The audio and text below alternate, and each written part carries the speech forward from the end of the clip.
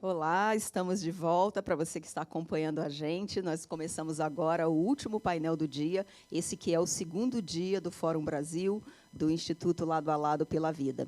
E nesse último painel a gente vai debater um assunto que interessa a sociedade como um todo, é uma preocupação, uma angústia de todos nós, que é os recuperados da Covid-19 e as sequelas da doença, em especial no coração, e o impacto disso no nosso sistema público de saúde. Para participar desse painel, eu convido novamente, para quem está acompanhando a gente desde mais cedo, eu apresento aí o retorno do Dr. Marcelo Sampaio. Muito obrigada, Dr. Marcelo, pela sua participação novamente. Dr. Marcelo é médico, cardiologista, com experiência na área de medicina e ênfase em arteriosclerose e biologia molecular. Ele faz parte do corpo clínico cardiológico do Hospital Beneficência Portuguesa e é coordenador do pronto atendimento do Hospital Beneficência Portuguesa Mirante. Ele é também membro do comitê do Instituto Lado a Lado pela Vida. Muito obrigada, doutor Marcelo, pela sua presença novamente. Eu que agradeço o honroso convite. Boa noite a todos. Iremos realmente participar de um excelente debate. Com certeza. Quem também faz parte desse painel, e eu apresento agora, é a doutora Marina Bond. Ela é cardiologista, especialista em cardio-oncologia no AC Camargo Cancer Center e no Centro Paulista de Oncologia do Grupo Oncoclínicas. Doutora Marina, boa noite, seja muito bem-vinda. Olá, boa noite a todos. Muito obrigada pelo convite. É sempre uma honra estar aqui com a Marlene, com todos vocês, doutor Marcelo, presente nesses fóruns, que é tão importante para passar informação de qualidade para a população e a gente aprender também, porque sempre é uma oportunidade da gente aprender um com o outro. Muito obrigada. Sim, é um aprendizado para todos nós, né, que participamos e que ouvimos, e para quem está assistindo a gente. Quem também compõe esse painel é o Dr. João Eduardo Nunes Salles. Ele é coordenador da disciplina de Endocrinologia e Metabologia da Faculdade de Ciências Médicas da Santa Casa de São Paulo. Dr. João Eduardo, muito obrigada. É um prazer ter o senhor com a gente nessa mesa. O prazer é todo meu. Muito obrigado. É um prazer dividir a mesa com a Marina e com o Marcelo. E, para a gente começar, eu queria colocar aqui na mesa, digamos assim, na nossa mesa virtual, alguns dados para a gente pautar um pouco a nossa discussão desse tema. Segundo a Secretaria Municipal de Saúde do Estado de São Paulo, mais de 16 mil pessoas egressas de internação por síndrome respiratória aguda grave estão sendo acompanhadas nos serviços da rede de atenção à saúde do município. O serviço é de reabilitação e acompanhamento dessas pessoas com apoio de equipes multiprofissionais da atenção básica, para quem tem sequelas leves, atendimento em centros especializados em reabilitação, o ICER, Centro de Apoio Psicossocial e Ambulatório de Especialidades Médicas e ainda a reabilitação em domicílio para pacientes acamados, um serviço realizado pela equipe multiprofissional de atenção domiciliar e equipe multiprofissional de apoio. Os estudos da comunidade científica mostram ainda que as sequelas elas podem ser multissistêmicas e elas podem acometer todo tipo de pacientes, sendo mais comum em pacientes que tiveram quadro grave, mas também elas são possíveis em pacientes que tiveram quadros moderado ou leve. A fibrose pulmonar e doenças cardiovasculares, como arritmias e insuficiência cardíacas, podem ocorrer após a infecção. Por isso, é recomendado que pessoas que tiveram Covid-19 façam um check-up cardiológico e pulmonar. E existe ainda uma grande preocupação com os pacientes com diabetes, pressão alta e obesidade, que precisam, mais do que nunca, manter o controle dessas doenças. Com base nesse cenário, essa breve radiografia, que sem dúvida vem impactando a vida das pessoas recuperadas, dos familiares, dos cuidadores, e que vai ter um forte impacto no sistema de saúde, eu gostaria de começar o nosso debate. E aí eu convido o senhor, doutor João Eduardo, o senhor gostaria de abrir essa rodada? Bom, inicialmente, mais uma vez, muito obrigado. É um prazer estar aqui, podendo falar desse flagelo que a gente está vivendo, que é a pandemia da Covid-19. Como você bem disse, né, os pacientes com doenças cardiovasculares, os pacientes com obesidade e diabetes, foram os grandes acometidos nessa pandemia, além dos idosos. O nosso medo, né, e isso se faz pela própria presença do vírus, é que esses pacientes com obesidade e com diabetes, eles venham a piorar o seu controle metabólico depois da infecção. Ou seja, os pacientes com obesidade, que já têm uma predisposição a ter diabetes, desencadearem o diabetes mais cedo e um diabetes mais grave, e os pacientes que já têm diabetes, desencadearem um processo de diabetes mais que necessite um controle glicêmico melhor, que necessite, no mínimo, da atenção secundária ou terciária. E esse é o nosso medo. Nós não temos hoje uma grande rede de atenção secundária e terciária voltada para o paciente com diabetes. O paciente com diabetes ele está sendo atendido, na maioria das vezes, pelo clínico da atenção primária, o que já é muito importante, mas seguramente esse diabetes será pior e vai precisar de uma atenção mais voltada do especialista. Então, eu gostaria muito que a população que procurasse o Instituto Lado a Lado, ficasse sabendo que a gente tem interesse de ter um controle, de saber aonde que essas pessoas que tiveram Covid e têm o seu diabetes piorado, ou tiveram Covid e apresentaram diabetes pós-Covid, a gente está muito interessado nesses dados e gostaríamos depois de investigar melhor o porquê que isso acontece. Muito obrigada. Doutora Marina, quais as suas considerações iniciais? O que você gostaria de ressaltar? A gente não está te ouvindo. Estava desligado, desculpa.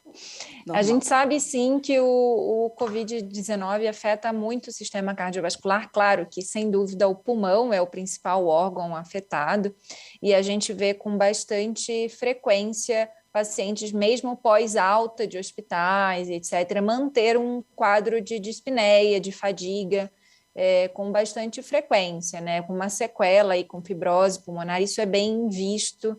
Eu acho que a reabilitação, a fisioterapia vai ser, com certeza, eu acho que um dos serviços mais exigidos a partir de agora no SUS e que a gente vai precisar focar em bastante fisioterapia respiratória para auxiliar nesse pós-alta dos pacientes mais graves.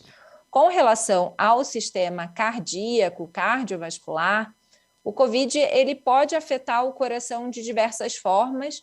Principal delas, eu acho que a arritmia é muito frequente e miocardite a gente vê com uma certa frequência também, além de trombose causando síndrome coronariana aguda, o infarto. Mas eu acho que a arritmia e miocardite é o que a gente mais vê no nosso dia a dia, como médico atuando nessa pandemia. E a gente tem até mesmo pacientes com síndromes mais brandas do COVID, procurando assistência médica, procurando um cardiologia, porque tem uma palpitação nessa pós-alta e fica angustiado querendo saber se é grave, se precisa de alguma medicação, se precisa de algum cuidado maior e etc. Então, com certeza, a gente está tendo também uma sobrecarga de procura para especialista na cardiologia, e isso é legal, de certa forma, mas vai atrapalhar um pouco também, porque, de certa forma, a cardiologia já é uma especialidade que tem muita demanda no Sistema Único de Saúde, e junto com esse pós-alta dos pacientes que necessitam de cuidado também pós-Covid, então essa demanda muitas vezes vai dobrar e talvez a gente não vai conseguir dar conta e a fila de espera em busca do cardiologista também aumente, né? Então eu acho que essa ideia do Instituto Lado a Lado de trazer essa informação para até a população saber o que é mais importante, quando deve procurar, a hora de buscar o especialista, é muito importante. A gente tem que, sim, fazer educação continuada na população para a gente conseguir priorizar os casos mais importantes, que é o que vai necessitar de maior cuidado médico nessa pós-pandemia, se Deus quiser. Tomara que a gente possa falar pós-pandemia o mais breve possível, doutora Marina. Doutor Marcelo, o que o senhor gostaria aí de agregar?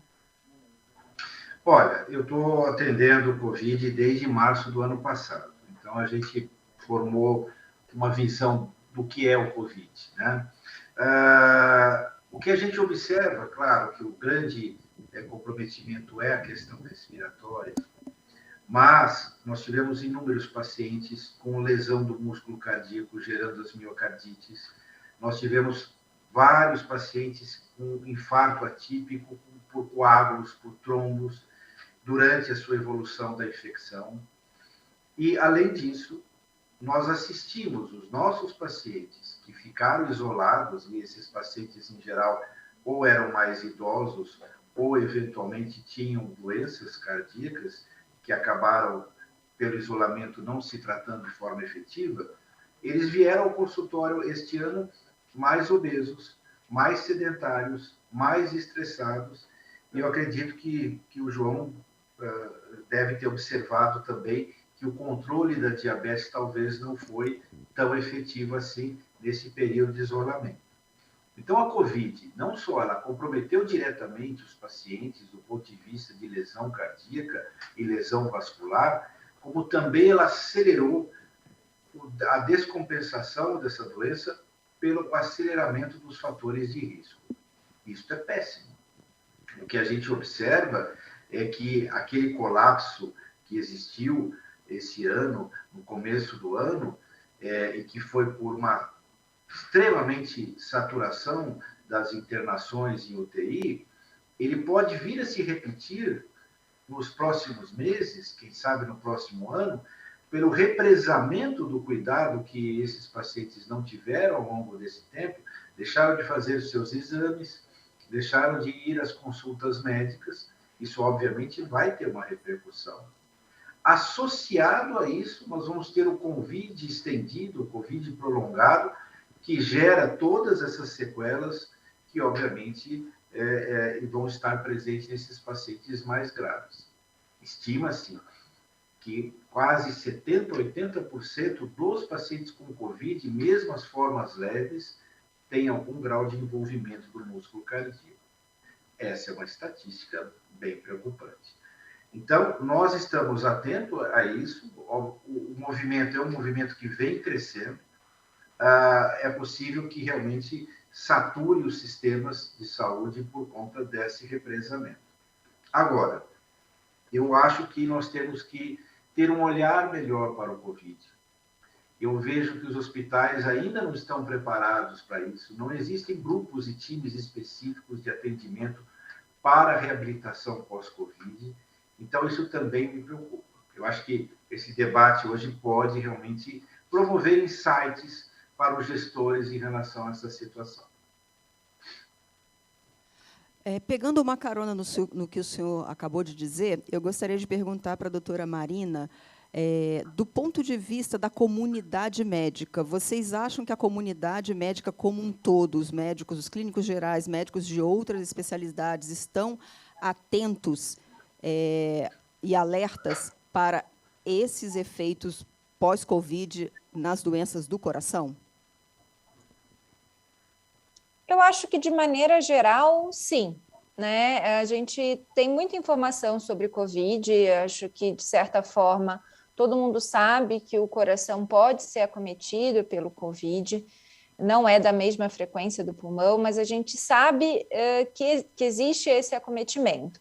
Agora, se o diagnóstico é feito de forma correta e o segmento disso é feito de forma correta, talvez isso a gente precisa melhorar. Né? A gente vê muitos casos, às vezes, eu peguei alguns casos de pacientes que, às vezes, tinham um diagnóstico de miocardite pelo Covid e saíam de alta sem a medicação certa para tratar, entendeu?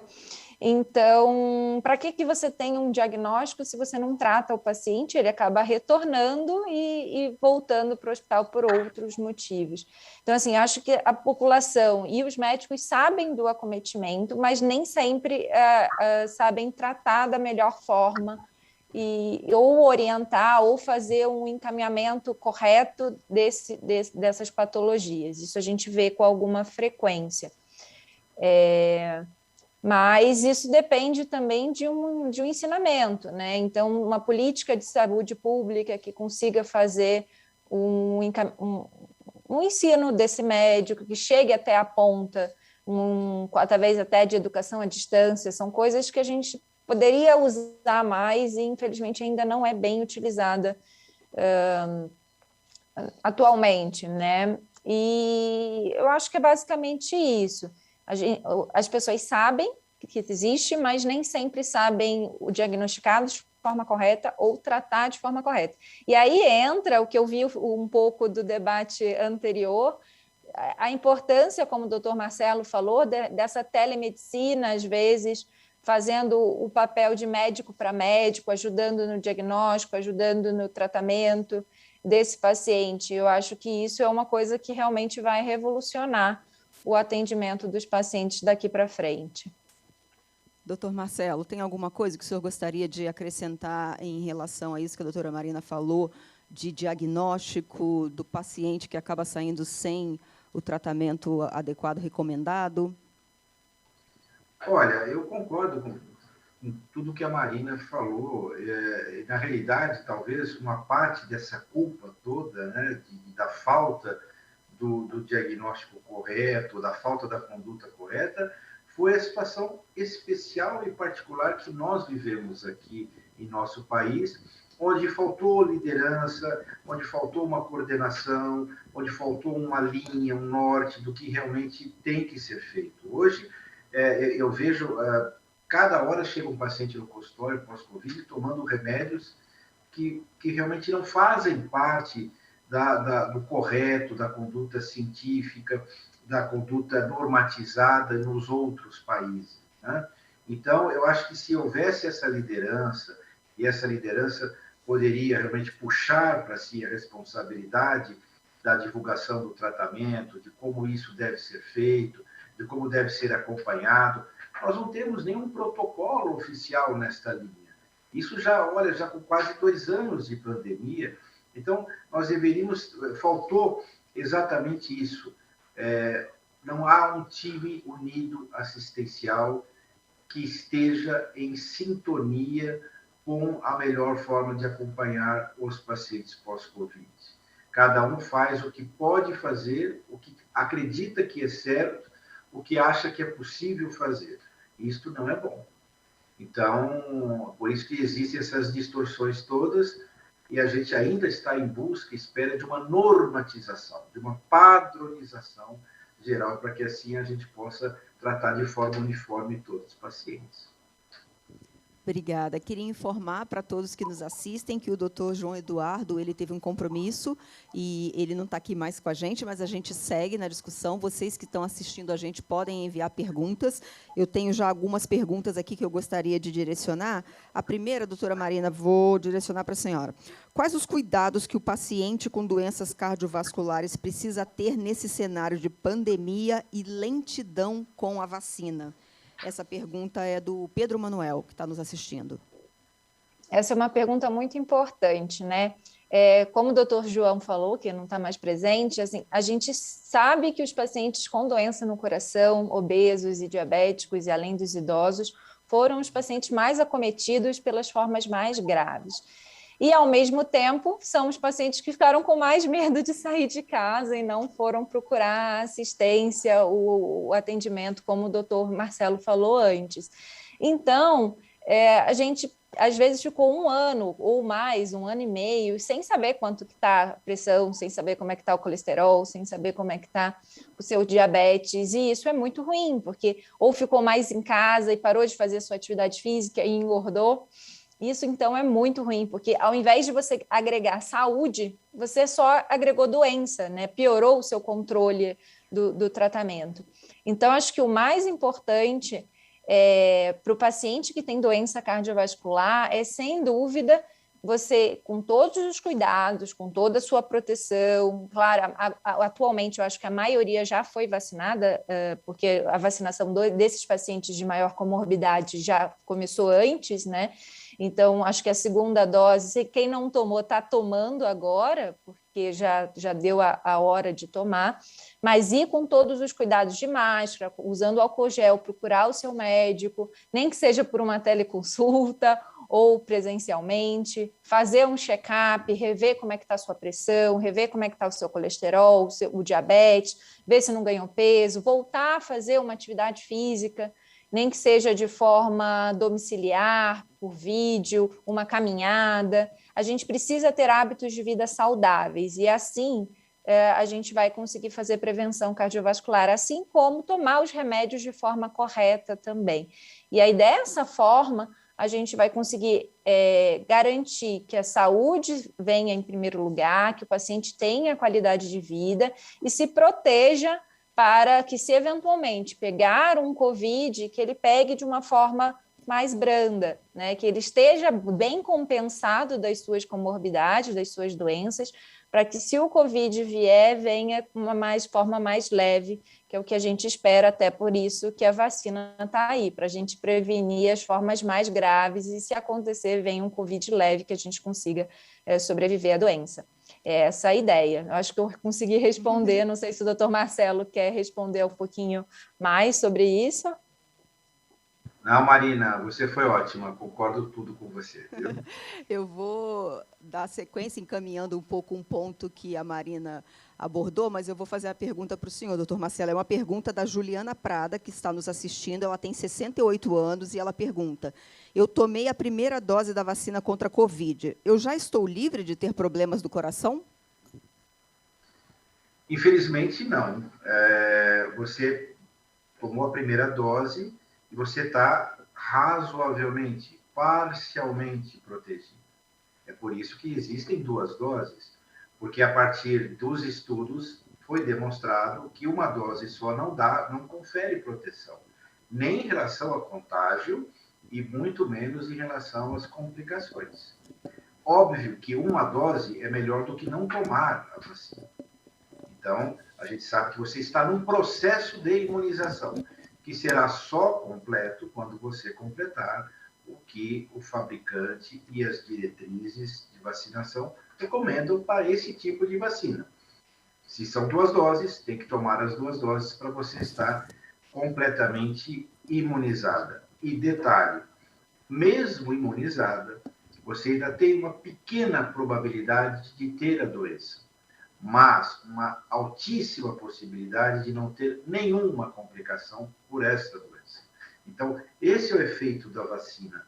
Não é só reduzir o contágio, é justamente reduzir as complicações e, com isto, não saturar os sistemas de saúde, não colapsar os hospitais e as UTIs e assim por diante. Eu estou assistindo agora uma terceira fase, onde eu vejo muitos pacientes com diagnóstico agora de Covid, mas que nós estamos segurando em casa, estão com sintomas leves, estão com sintomas gripais que podem ficar em casa. E isso é bom. Isso provavelmente se deve ao efeito da vacinação. Então, vacina, ela é muito importante, mas você tem que tomar as duas doses. Obrigada, doutor Marcelo. Tem uma pergunta aqui da Ana Paula, que está nos assistindo. Eu vou direcionar para a doutora Marina. É uma pergunta muito curiosa. Eu achei importante a gente ter essa pergunta. Quais os riscos de um paciente que teve Covid-19 desenvolver uma insuficiência cardíaca para sempre? Porque, para nós, leigos, a gente pode achar que a gente vai ter alguma complicação, né, cardíaca durante ali o processo, né, você sofrer com taquicardias, alguma coisa. Mas a pergunta dela é de você desenvolver depois uma insuficiência cardíaca para sempre. É uma ótima pergunta também, muito interessante. Na verdade, eu acho que a gente precisa começar explicando que é a insuficiência cardíaca. Eu não sei se teve alguma aula sobre isso hoje, mas a insuficiência cardíaca é o coração fraco, né? É o coração que sofreu algum estresse, algum problema, e ele enfraqueceu. O músculo não bombeia o sangue da maneira mais adequada para o resto do corpo.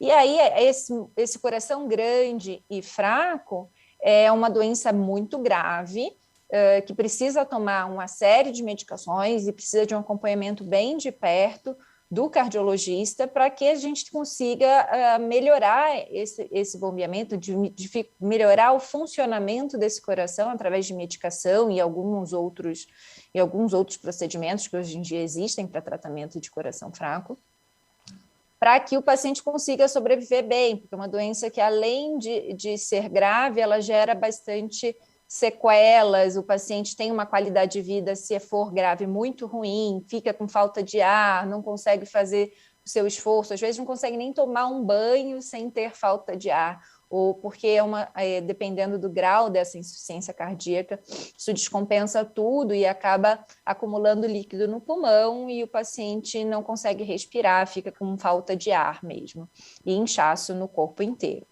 E o que leva à insuficiência cardíaca? Na verdade, quase todas as doenças que acometem o coração levam à insuficiência cardíaca, desde pressão alta, até bebida em excesso, até doença de Chagas, que é endêmica em alguns locais aqui no Brasil, até miocardite. Então, a gente tem aí uma das causas da insuficiência cardíaca pelo COVID, é a miocardite, é uma inflamação do músculo do coração que, em determinadas situações, podem levar à disfunção desse músculo de forma crônica, e também um infarto, por exemplo, que está sendo bem comum, alguns tipos de infarto por trombo, principalmente um processo tromboinflamatório, vamos dizer assim, do paciente com COVID, e isso gera uma fibrose, mata uma região do coração, uma necrose, que é aquela região do músculo cardíaco acaba não tendo sangue chegando nela e acaba, então, sofrendo, às vezes, um infarto, uma necrose que fica com aquela sequela para o resto da vida, né? Então, independente de qual a doença o caminho final é o coração fraco. E eu acho que no COVID, as principais formas que podem, sim, levar a um dano irreversível para sempre, etc., é um infarto gerado principalmente por essas situações de trombo e a miocardite, que, a depender, nos casos mais graves, pode sim levar, inclusive, a uma insuficiência cardíaca maior, assim, o paciente ter uma sequela a longo prazo e precisar de uma assistência para o resto da vida. Obrigada, doutora Marina. Eu vou encaminhar agora a próxima pergunta, que também é uma pergunta interessante da Manuela. Vou encaminhar para o doutor Marcelo. O caso dela, ela pergunta, doutor Marcelo, ela fala: sou fumante, não consigo parar, mas nunca tive nada no coração. Não tive Covid e já me vacinei com as 2 doses. Ela pergunta se ela está protegida das doenças do coração. Eu acho que o que a Manuela está querendo saber é, no caso, se ela dentro desse quadro, sendo fumante, se ela contrair a Covid, ela vai ter uma versão mais branda, esperamos, porque ela já teve as 2 doses da vacina.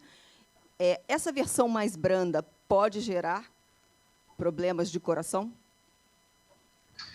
Sim, também. Porque, na realidade, o que acontece? Qualquer infecção viral, até uma simples gripe, pode gerar uma resposta autoimune dentro da célula cardíaca. E isto é imprevisível, porque vai depender de fatores pessoais, fatores hereditários, fatores locais e da circunstância também da inflamação da infecção. Então, em tese, ela tem o menor risco de ter complicações por conta das 2 vacinações, mas não é uma garantia de que, se ela tiver o Covid e tiver uma forma leve, ela não vai ter esta complicação. Até porque já se sabe hoje em dia que os fumantes, eles têm respostas autoimune alteradas e com isso pode eventualmente ter determinadas interações e liberar substâncias e não ter outras substâncias que poderiam ser favoráveis na luta contra o Covid. Então, ela já sai, por ser fumante, ela já sai em desvantagem em relação a todas as outras pessoas que já estão vacinadas. Então, é óbvio que também nós temos que nos preocupar com esta paciente em relação à questão respiratória. Ela pode não ter nenhuma complicação cardíaca, mas ela vai ter um pulmão já mais lesionado, um pulmão já de fumante, já talvez um pulmão mais trabalhado, com algumas alterações estruturais, e também ela pode ter uma complicação respiratória mais séria. Então, moral da história, cigarro, não, tá? Vamos esquecer isso, vamos parar o cigarro. Quem sabe até por esse motivo da Covid, nós conseguimos aí um fumante a menos.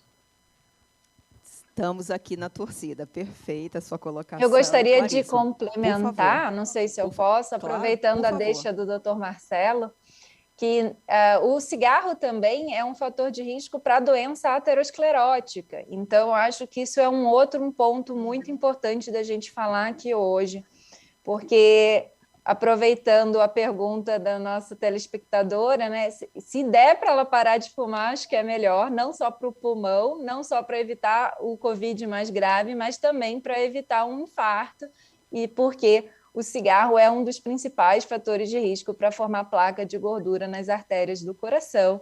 Então, vamos ficar espertos quanto a isso também. Com certeza.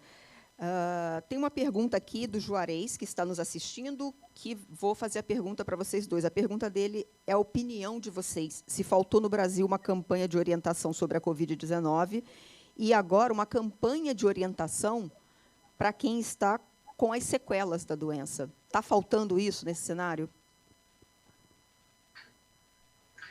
Marina, eu sou um gentleman, você primeiro. Essa é uma pergunta meio capciosa, vamos dizer assim, né? Eu acho que não tem uma resposta muito certa, porque todo mundo foi pego, não só o Brasil, mas o mundo inteiro foi pego, despreparado para combater para essa pandemia, né? Então, assim, todo mundo foi aprendendo com ela aos poucos. Ninguém sabia qual era o melhor remédio, ninguém sabia se os remédios tratavam, ninguém sabia o que podia ser feito, e todo mundo foi tentando dar o seu melhor para tentar combater. Isso é o que eu penso, acho que todo mundo tentou fazer o melhor. A gente falar retrospectivamente, analisar se isso foi correto, se não foi, é complicado, né? A gente viveu um caos e a gente ainda está vivendo um caos com pacientes morrendo, muitos, mais de 1.000 por dia, 2.000 por dia, os hospitais superlotados, teve que fechar a assistência básica para poder dar atendimento à urgência e emergência, não tinha ventilador, não tinha, às vezes, a medicação para fazer sedação correta do paciente. Chegou num momento que todo mundo achava que você entubar de forma precoce era o melhor, mas, às vezes, depois mudou um pouco isso, a gente começou a postergar um pouco mais a intubação. Então, assim, foi tudo um caos, assim, que todo mundo foi aprendendo um com os outros, e, graças a Deus, o Brasil não foi um dos primeiros países a serem cometidos, então deu para tentar se preparar melhor, mas claro que tem sempre dúvidas e erros, e a gente vai aprendendo aos poucos. Eu acho que sim, a gente poderia ter estruturado melhor, eu acho que a gente ainda pode fazer protocolos melhor. É tão comum assim, nos hospitais particulares a gente ter protocolos, né, para tudo, protocolo de dor torácica, protocolo de AVC, como é que faz o tratamento certinho. E até hoje, como o Dr. Marcelo falou, assim, a gente não tem um protocolo do Covid oficial, assim, para o SUS, do pós-Covid, o que o paciente precisa fazer. E até os próprios pacientes acabam ficando perdidos, porque às vezes é uma informação e uma desinformação ao mesmo tempo. É aquilo, muitas medicações que não fazem efeito nenhum e uma campanha a favor dessas medicações, e às vezes sem benefício nenhum, e acabando criando assim, mais dano e mais conflito político e etc., que não vem ao caso. Acho que agora todo mundo tem que se unir em prol de um combate à pandemia, independente de qual partido for, de qual política que seja, a gente tem que lutar junto contra o vírus e esse é o nosso principal objetivo, né? Mas eu acho sim que a gente poderia fazer mais e ainda dá. A gente ainda está no meio dessa pandemia, então dá para a gente tentar melhorar algumas coisas, sim, com certeza. O senhor, doutor Marcelo, Olha, acha que seria efetivo uma política, uma política não, mas uma campanha, digamos assim, de orientação sobre as sequelas? Eu concordo com o que a Marina falou. Eu só acho que a gente nós temos que comparar o que nós fizemos com os países que tiveram resultados melhores que os nossos, que conseguiram controlar a doença de forma mais rápida, que não tiveram tantos óbitos assim. E quando a gente faz esta comparação da atitude que nós tivemos com o que foi feito nos outros países, nós estamos vendo grandes diferenças e que certamente essas grandes diferenças impactaram nesses resultados tão desastrosos que tivemos, porque não tem como nós analisarmos e não chegarmos à conclusão de que mais de 500 mil mortos não é um resultado absolutamente desastroso. Talvez não exista um culpado, talvez exista uma série de fatores que foram responsáveis por isso. É óbvio que a doença ela é uma doença nova, complexa, que ninguém estava preparado para isso, mas por que o nosso país teve tanto resultado ruim? Por quê? Nós estamos tão diferentes dos outros países que praticaram outras medidas. Então, isso tem que ser refletido, sabe? E a gente tem que aprender com os nossos erros. E na medida exata que nós aprendemos com os nossos erros, nós conseguimos mudar as nossas estatísticas. E essas nossas estatísticas estão sendo mudadas, o número de mortos está caindo, o número de casos está caindo, obviamente pela vacinação. E se nós tivéssemos uma vacinação mais precoce, e talvez o nosso país perdeu a chance de ser o primeiro país do mundo a vacinar pessoas contra a Covid. Se nós tivéssemos iniciado uma campanha de vacinação, de conscientização da importância da vacinação, quem sabe a gente não estaria com esse número de mortos. O pós-Covid, eu não vejo ninguém realmente ter uma atitude formal, ter uma atitude oficial em relação ao pós-Covid.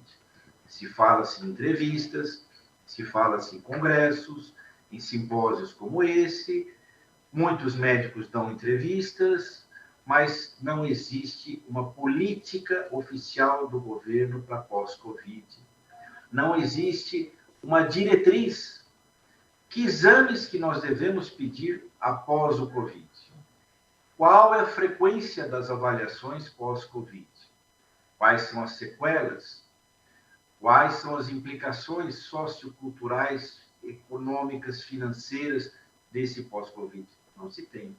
Então, eu acho que nós erramos no começo e não estamos dando atenção à situação do pós-Covid, que, volto a frisar, sabidamente vai impactar dentro em breve os serviços hospitalares. Eu gostaria até de ressaltar quando o senhor falou, nos lembrou, né, desse número que é assustador para a gente, esse número do Brasil, o número de mortos. Esses números são dolorosos, eles são vergonhosos, eles são criminosos. Quando a gente lembra numa crise de gestão a ponto de faltar oxigênio, como faltou em Manaus, né? Isso não foi uma situação vivida por todos os países, né? Isso demonstra uma ineficiência nossa na gestão da doença que, eu repito, é dolorosa, é vergonhosa, é criminosa. Tem aqui um comentário, é uma pergunta, um desabafo e uma angústia da Maria da Penha, que eu me solidarizo com ela nessa questão, mas ela pergunta se a quantidade de pacientes com sequelas da Covid-19 aumentar muito, como é que o SUS vai dar conta de tratar todas essas pessoas, além das doenças que já existem?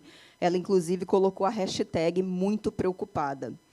Mas queria ouvir vocês, na visão de vocês do SUS, como é que vai ser essa estrutura? Marina? Marina sempre...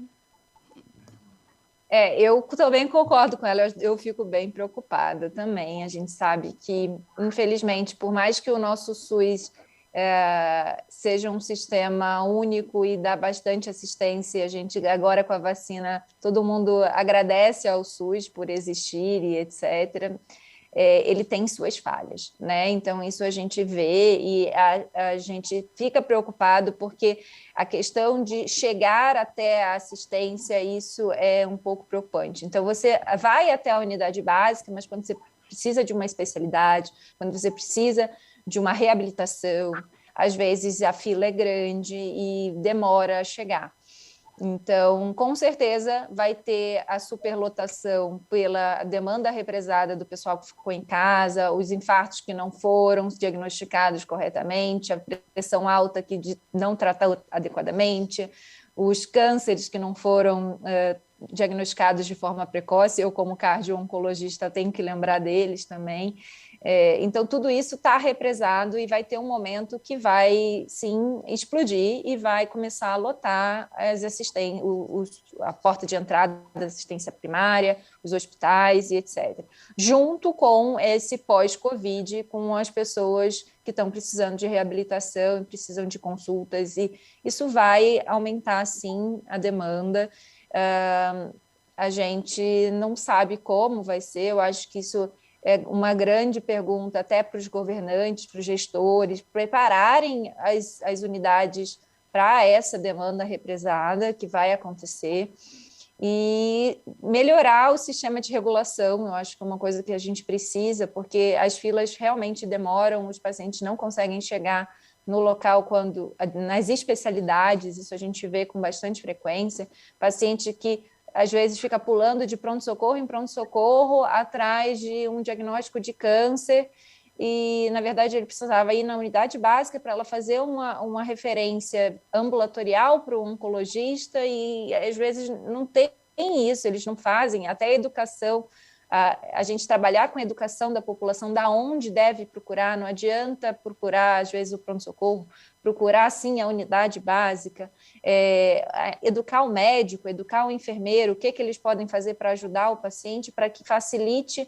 a chegada no local certo, né, na especialidade certa, porque a gente vê que às vezes, até para o próprio médico, não tem a informação certa, ele não sabe qual é o local e ele até orienta o paciente de forma incorreta. Isso a gente vê bastante quando a gente está na ponta atuando.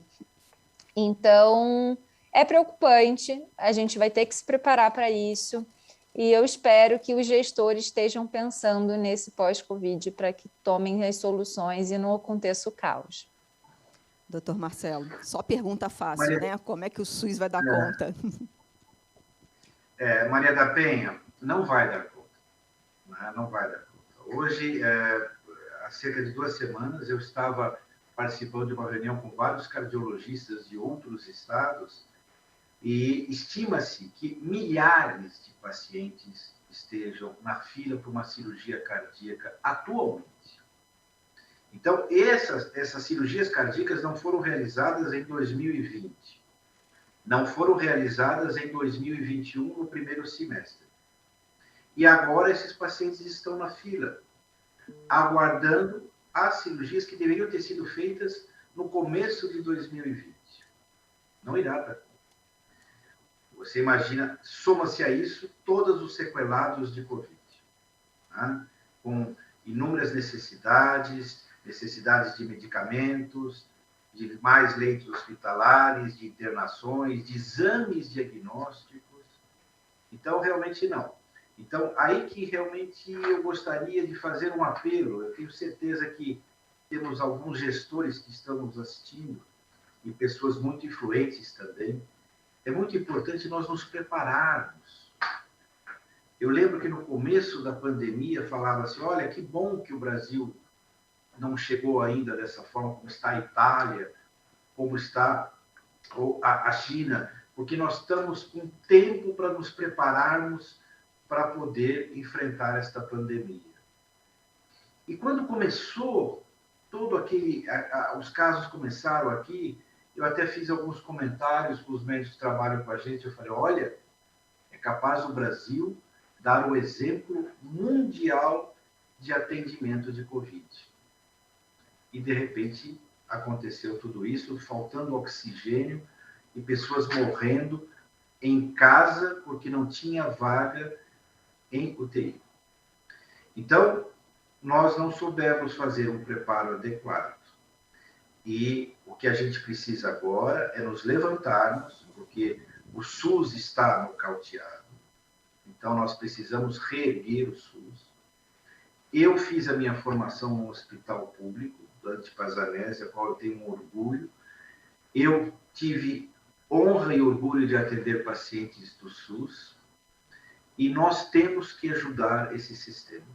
É fundamental que todos se unam, que exista realmente um pacto. Eu falei nesse termo no começo da apresentação, quero terminar com esse termo, para que a gente possa reerguer o nosso país.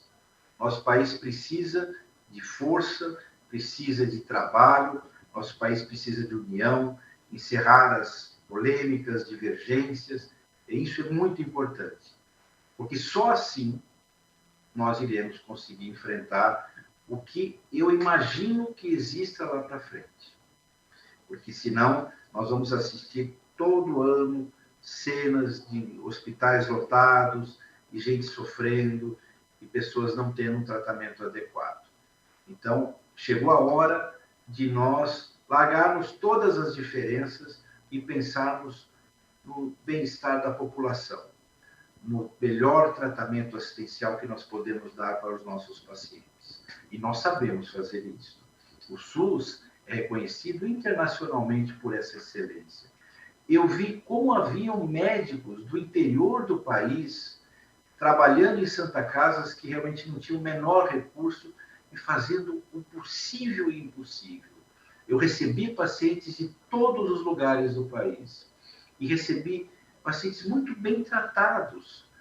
Obviamente, sem os recursos diagnósticos e recursos terapêuticos que os nossos hospitais aqui em São Paulo têm, mas muito bem tratados, o que reflete que nós temos uma formação de elemento humano, sabe, seja de enfermagem, seja de fisioterapia e seja de medicina. Então, basta agora liderança, basta agora integração, basta agora união. É só assim, Maria da Penha, que a gente vai conseguir reverter a sua preocupação, que é minha, que é da Marina, que é de todos nós. Muito obrigada, doutor Marcelo. Tem uma pergunta aqui que também vou direcionar para vocês dois, pedir a opinião de vocês. Alguém que está nos assistindo pergunta: o Brasil deveria criar centros de referência e atendimento para sequelados da Covid-19, como temos para câncer? Na opinião de vocês, é necessário isso? Marina? Marina, eu já nem chamo. Olha, eu não sei se um centro de referência grande como de câncer, assim, alguma coisa nesse sentido, é o melhor, mas a gente precisa, sim, ter uma estratégia, né? A gente precisa criar equipes especializadas em tratamento de Covid, criar protocolos, criar diretrizes, formar profissional e capacitar profissionais que saibam lidar melhor com essas sequelas.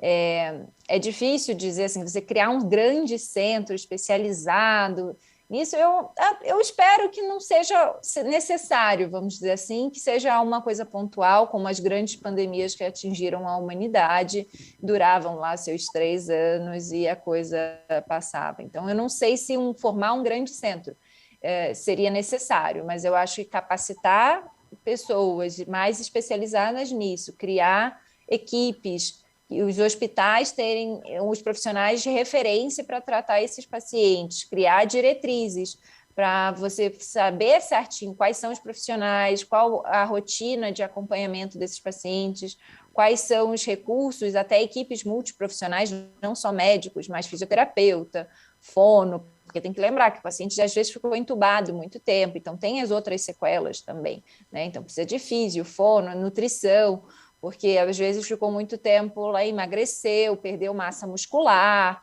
um profissional de educação física para reabilitar esse paciente, e um serviço social, porque esse paciente às vezes perdeu o emprego, famílias perderam tudo, e etc. e recolocar os pacientes no mercado profissional. Então, é um conjunto de pessoas, não só médicos, mas um time multiprofissional para atuar junto, para reabilitar e reinserir esse paciente no mercado de trabalho, na sociedade e etc.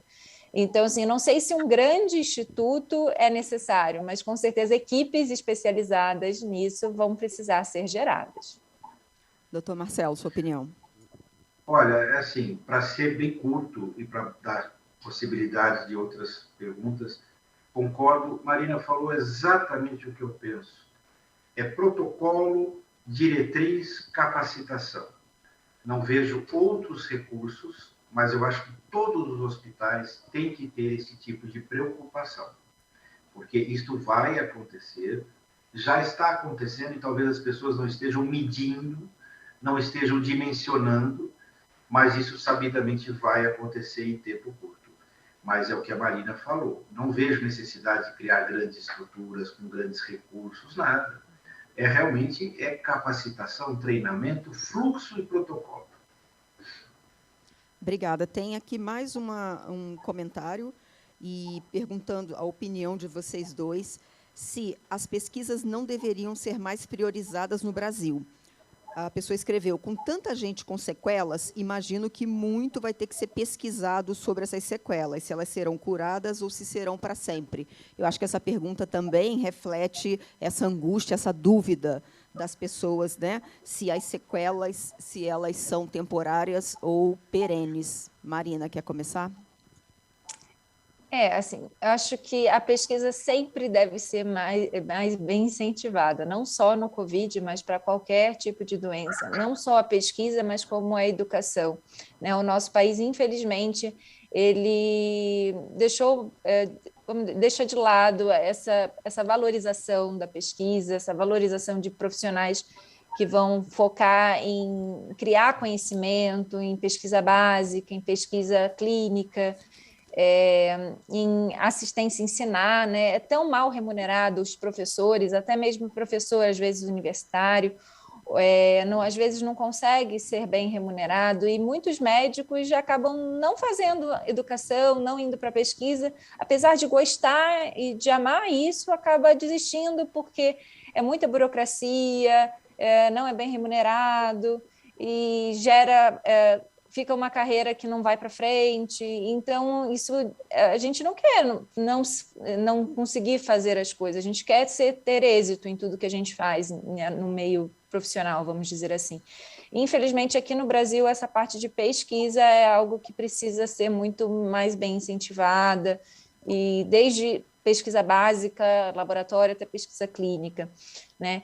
Com o Covid é a mesma coisa, eu acho que sim, vamos sim precisar de mais pesquisas, a gente precisa entender melhor a doença é muito nova, ninguém conhece ela, esse pós-Covid ainda a gente ainda não sabe todas as sequelas que a doença vai trazer para a população, a gente está aprendendo com o tempo, e precisamos sim, na minha opinião, incentivar a pesquisa. Isso eu acho que o doutor Marcelo vai concordar com isso também. Sem dúvida, não existe serviço de excelência se não tiver pesquisa. O serviço de excelência é medido pela sua capacidade de gerar pesquisas de qualidade. Só através das pesquisas é que a gente realmente consegue evoluir com uma boa assistência médica. Mas, de qualquer forma, o mundo inteiro está pesquisando essas dúvidas que você colocou em relação às sequelas, se são permanentes, se são temporárias, e de que forma pode ser processado e avaliado isso melhor. E em nosso país, nós estamos atrás, né? Nós estamos preocupados com fazer o doente chegar até o médico, fazer o doente ter um leito para ele deitar, fazer o doente ter um oxigênio para ele receber. Nesta pandemia, os orçamentos para a pesquisa das faculdades, dos hospitais, das instituições foram rebaixados. Muitos foram cortados. Então, nós perdemos, seguramente, 2 anos de pesquisas que já estavam até em andamento. Então, a perda E o resultado ruim também nessa área vai ser sentido nos próximos anos. Eu soube de inúmeros pesquisadores que, nesta pandemia, foram embora para outro país, porque justamente encontraram ressonância, convite, estabilidade e estímulo em outros países. Então, assim, tem que ter pesquisa, independente se nós estamos com deficiência de saneamento, se nós estamos com deficiência de acesso, falta de equipamento, assim mesmo nós temos que fazer a pesquisa, e o bom disso é que nós temos tradição nisso. O brasileiro, ele se destaca por essa condição, sabe? Ele tem essas dúvidas, esse questionamento, ele tem esse estímulo. Mesmo com falta de recursos, nós conseguimos produzir pesquisas de qualidade. Então, o que precisa agora é a iniciativa privada nos ajudar em relação a criar centros de pesquisa, a patrocinar pesquisadores éticos de qualidade, a fomentar realmente esses recursos que possam ser utilizados para pesquisa. Porque eu acho que os recursos governamentais vão ter que ir para a estrutura básica. Então, resta agora a iniciativa privada de complementar o que o governo deveria fazer. Muito obrigada, doutor Marcelo. Muito bom a gente estar agora no encerramento já desse painel, terminar com esse chamamento seu aí, a participação de todos. Muito obrigada pela sua presença, muito obrigada, doutora Marina, pela sua presença também nesse painel. Eu acho que a gente conseguiu aí responder vários questionamentos das pessoas que estavam nos assistindo. Foi um prazer ter vocês com a gente nesse último painel, e eu convido vocês agora, vou passar a palavra para Marlene Oliveira, que é a presidente, que é a fundadora do Instituto Lado a Lado pela Vida, que proveu tudo isso, né? Foram 2 dias de debates super importantes, Marlene, tão proveitosos, né? Gestores, pacientes, médicos, a comunidade científica assistindo a gente. Nós tivemos números excelentes de audiência. Muito obrigada, como cidadã, pelo trabalho que vocês fazem. Foram 2 dias, ontem nós debatemos o câncer, hoje as doenças cardiovasculares. Parabéns para você e para o Instituto. Guta, primeiro eu quero agradecer você, né, por estar aqui com a gente nesses 2 dias e sair de um evento com tantos aprendizados, né? Eu acho que isso nos enche de alegria e de combustível para seguir adiante nessa nossa caminhada, que não é fácil, né? Então, os nossos desafios são enormes, e eu acho que a gente precisa exatamente do que o doutor Marcelo colocou aqui, né? Que a gente precisa fazer um pacto, né? Um pacto e olhar para frente, né? Parar de ficar só apontando dedos, né? Nós temos que propor soluções, né? E eu acho que esse é o nosso desafio. Foram 2 dias incríveis, eu tenho muito orgulho, né, de ter organizado esse evento, quero organizar toda a equipe que possibilitou, né, esse evento estar acontecendo, todas as pessoas do Instituto Lado a Lado que se dedicaram meses, porque um evento desse não se constrói de um dia para o outro, né? A Denise, que se debruçou nessa agenda, né, que a Érica, que está em Brasília, que é uma pessoa que também tem nos ajudado muito nessa interface, né, com alguns convidados. Agradecer mais de 30 palestrantes que nós tivemos, cada um dando a sua contribuição e ajudando nessa construção, né, que é o mais importante. E deixar aqui o nosso recado para todas as pessoas, para continuar acompanhando o Instituto Lado a Lado pelas nossas redes, continuar acompanhando as nossas campanhas. E eu acho que não é só a organização civil que tem que fazer algo, né? Eu acho que cada um de nós como cidadão. Eu acho que a pandemia mostrou para todos nós que a saúde ela tem que estar na pauta do dia, né? A saúde parou tudo no mundo. Então, eu acho que isso tem que ser um alerta, né? Nós temos que sair melhores dessa pandemia. E melhores, assim, ajudando o nosso Sistema Único de Saúde, o SUS, né? Que, apesar dele estar no momento frágil, é ainda a nossa resposta, né? Ainda é um sistema que merece ser investido, precisa de gestão, precisa de várias coisas, mas ele dá respostas, né? E isso é muito importante. Então, fica aqui o meu agradecimento e, assim, agora a gente entra numa outra fase, que é uma campanha, né? Agosto, é o Respire Agosto, né? Que é a nossa campanha de câncer de pulmão, que é um outro alerta para a população, e a gente falou muito da questão, né, do tabaco, da questão do fumo, da questão do cigarro eletrônico, que hoje está chegando nos mais jovens, e isso é um grande alerta. E é isso. Eu acho que a gente tem um grande papel nessa sociedade, já que o nosso país não tem esse olhar, que é a promoção da saúde, né? A gente tem que promover saúde e não promover só doenças, né? É tratar de doenças, né? Então, eu acho que cumprimos o nosso papel. Eu acho que agora é parar para analisar tudo isso que saiu daqui e definir estratégias, né? Por onde vamos começar? Porque tem muita gente boa querendo ajudar, e isso é muito bom. A gente não está sozinho nessa caminhada. E ter você também junto, uma jornalista, né? Uma pessoa que lida com a informação, né? Que é devota da informação e da educação, isso é muito importante, né? Então, muito obrigada, e lado a lado somos mais fortes, e lado a lado a gente vai conseguir mudar para valer a saúde nesse país. Obrigada.